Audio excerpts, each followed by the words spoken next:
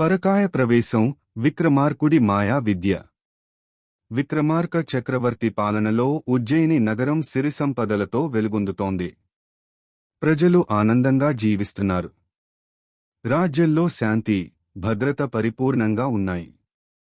విక్రమార్కుడు కేవలం ఖడ్గవీరుడే కాదు, అపారమైన జ్ఞానాన్ని కాంక్షించే విద్యావేత్త కూడా. ఆయనకు మంత్రతంత్రాలలోనూ గూఢ విద్యల్లోనూ ప్రవేశం పొందాలనే జిజ్ఞాస ఎక్కువగా ఉండేది. శత్రువుల రహస్యాలను ముందే తెలుసుకోవాలని, ప్రకృతి రహస్యాలను ఛేదించాలని ఆయన ఎప్పుడూ ఆలోచించేవాడు. ఒకనాడు భట్టితో ఏకాంతంగా చర్చిస్తున్నప్పుడు ఇద్దరూ ఒక విషయం గుర్తించారు. ధర్మాన్ని కాపాడటానికి ఖడ్గమే కాదు, కొన్నిసార్లు మాయా విద్యలు అవసరం. శత్రువుల అంతరంగాన్ని తెలుసుకోవడానికి, రాజ్యాన్ని రక్షించడానికి మనిషికి గూఢ విద్యల సహాయం కూడా కావాలని వారు భావించారు. భట్టి సలహా మేరకు విక్రమార్కుడు అడవుల్లో కఠిన తపస్సు చేస్తున్న ఒక మహాసిద్ధుని ఆశ్రయించాడు. ఆ సిద్ధుడు కాలజ్ఞాని, సకల సిద్ధులను పొందిన మహానుభావుడు. విక్రమార్కుడు తన రాజభోగాలను విడిచి సామాన్యుడిలా ఆ సిద్ధుని సేవలో నిమగ్నమయ్యాడు. రాజుగారి వినయం, పట్టుదల చూసి ఆ సిద్ధుడు ఎంతో ముగ్ధుడయ్యాడు. ఒక శుభ ముహూర్తాన సిద్ధుడు విక్రమార్కుని పిలిచి అత్యంత రహస్యమైన, శక్తివంతమైన పరకాయ ప్రవేశ విద్యను ఉపదేశించాడు. ఈ పరకాయ ప్రవేశం యోగశాస్త్రంలో అత్యున్నతమైన విద్య. ఈ విద్య తెలిసినవారు తమ ఆత్మను స్వశరీరం నుండి వేరుచేసి మరో శరీరంలోకి ప్రవేశపెట్టగలరు. అది మనిషి కావచ్చు, పక్షి కావచ్చు లేదా మరే ఇతర ప్రాణి అయినా కావచ్చు. సిద్ధుడు ఆ విద్యలోని మెళకువలను, మంత్రాన్ని విక్రమార్కునికి ఉపదేశించి ఈ శక్తిని కేవలం ధర్మరక్షణ కోసం మాత్రమే వాడాలని హెచ్చరించాడు. లోభం కోసం లేదా అహంకారం కోసం వాడితే ఈ విద్య శాపంగా మారుతుందని, ఒక్క తప్పు జరిగితే ప్రాణాలకే ప్రమాదం కలగవచ్చని కూడా తెలిపాడు.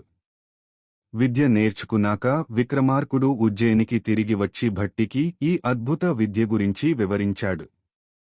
ఈ విద్యను ప్రయోగించేటప్పుడు విక్రమార్కుని శరీరం ప్రాణం లేని బొమ్మలా పడి ఉంటుంది. ఆ సమయంలో ఆయన దేహానికి ఎటువంటి అపాయం కలగకుండా భట్టి ప్రాణాలకు తెగించి కాపలా ఉండేవాడు. విక్రమార్కుడు ఈ విద్యను ఉపయోగించి అనేకసార్లు గూఢచారిగా మారి రాజ్యంలోని ప్రజాభిప్రాయాలను తెలుసుకున్నాడు. సరిహద్దుల్లో శత్రువుల కదలికలను గమనించాడు.